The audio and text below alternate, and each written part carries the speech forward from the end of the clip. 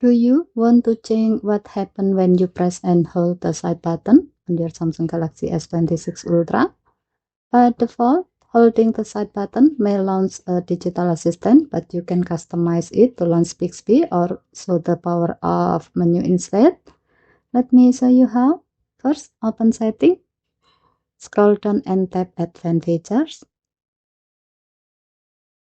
Tap side button.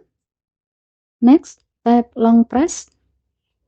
Here you will find three options. The first option is Digital Assistant. If you select this option, pressing and holding the side button launches your preferred digital assistant.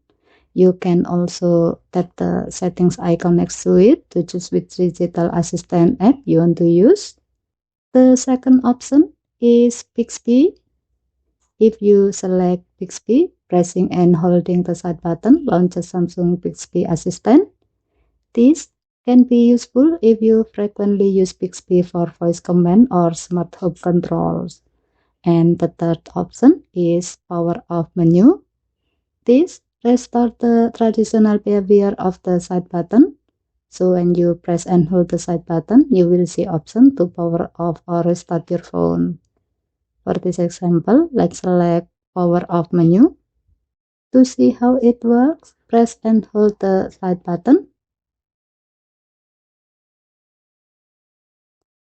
As you can see, the power off menu appears immediately. However, if you prefer using a digital assistant instead, simply return to the menu and choose another option. And that's how you change what happens when you hold the side button on the Samsung Galaxy S26 Ultra. Okay, thank you for watching. Please help to like and subscribe. Have a nice day.